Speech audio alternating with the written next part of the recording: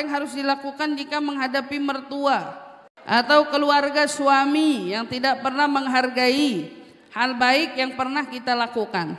Lama-lama itu seperti meninggalkan luka dan rasa trauma ketika niat dan perlakuan baik kita tidak diperlukan bagi mereka. Apakah dengan menjaga jarak, jarang ketemu dan komunikasi adalah dibenarkan untuk menjaga kesehatan mental kita dengan tetap niat tidak memutus silaturahmi? Bu, pertama ingat baik-baik. Saat kita berbuat baik dengan mertua atau dengan siapapun mereka, kita tidak berbuat untuk kita itu mendapatkan imbalan balik dari mereka, ya.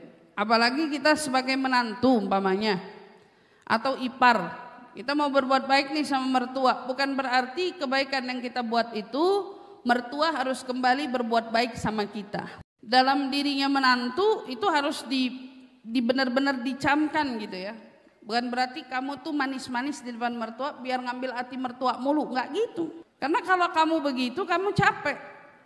Berbuat baiklah kamu dengan mertuamu karena kamu merasa memang mertuamu layak mendapatkan perlakuan baikmu. Berbuat baiklah kamu kepada ipar-iparmu dengan kamu rasa memang ipar-ipar saya layak mendapatkan perlakuan baik dari saya. Lalu gimana Ustazah?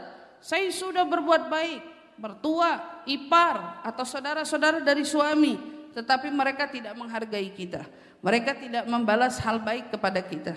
Disinilah letak besarnya pahala sebetulnya, ya. Sabarin.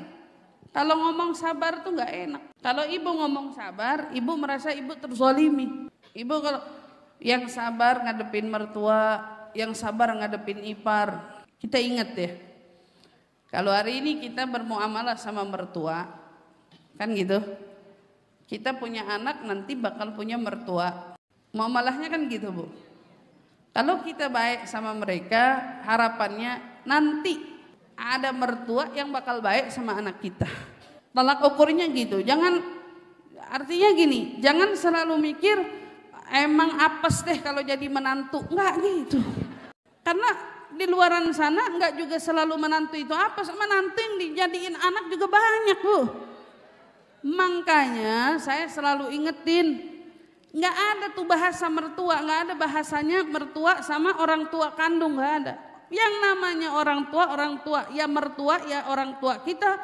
Begitu kamu nikah dia orang tua kamu, dia orang tua kamu, karena nggak ada bekasnya. Jadi bahasa mertuanya itu kalau kamu beri gap dari awal, batas ini mertua saya, kamu selamanya nggak bakal anggap dia orang tua utuh. Kamu nganggapnya dia mertua aja udah. Dan kamu akan selalu berada di titik antara mertua sama orang tua kandung. Kan tentu harus muliakan orang tua kandung dulu gitu.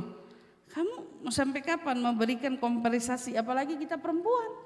Karena kita perempuan itu dalam menghargai orang tuanya suami itu justru kemaslahatan bagi rumah tangga kita. Dimana kalau kita memberikan kebahagiaan di hatinya suami, dengan suami pun jadi tahu bagaimana membahagiakan hati orang tuanya, keberkahan rezeki mengalir buat rumah tangga kamu. Kan istilahnya begitu. Jadi kata-kata saya misalnya perlu sabar, seolah terkesan terzalimi dan lain-lain, itu tuh buang dulu Bu. Tapi kalau ditanya Ustazah, memang kedapatan mertua yang Masya Allah, misal Masya Allah kedapatan ngitung atau apapun itulah ya, macam-macam, namanya orang hidup. Gimana caranya Ustazah? Boleh nggak sedikit membatasi? Apa nih yang dibatasin? Komunikasi. Saya mau bilangin, dengan kita memberi jarak konsekuensinya ada. Makin berjarak, makin jauh, makin gak ketemu islah, gak ketemu kebaikannya. Itu kalau milihnya berjarak. Tapi kalau yang dipilih adalah bodoh amat, saya tetap mau berbuat baik, saya mau tetap melakukan yang perlu saya lakukan, walaupun responnya tidak mengenakan, walaupun apa yang dia lakukan tidak menyesuaikan suasana hati kita dan lain sebagainya, tapi setidaknya lambat laun kamu bukan berjarak tapi semakin dekat. Tapi kalau kamu milihnya berjarak gitu, Enggak deh, jauh aja, ya pasti makin berjarak, makin tegang, makin nggak enak. Gitu, makin jarak, makin tegang. Ini sebetulnya persoalan internal daripada rumah tangga. Kalau ngomongin perihal kayak gini Bu, masalahnya tuh panjang sebetulnya. Kenapa bisa seperti ini? Kan ada alasannya. Kenapa bisa begini kalau saya balikin? Ibu udah jadi mantu bener belum? Ibunya udah jadi mantu bener belum? Kok bisa mertuanya jadi gak demen? Atau kok mertuanya jadi bermasalah? Atau iparnya jadi bermasalah? Nah kita juga perlu introspeksi diri gitu ya.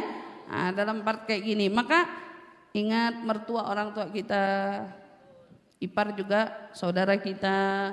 Ya, hal-hal yang tidak mengenakan bagi mereka jadikan batu loncatan kita mendekatkan diri kepada Allah Subhanahu wa taala. Udah, jangan ngarepin baiknya mereka, cukup jadikan diri kita orang baik terus-menerus di mata mereka.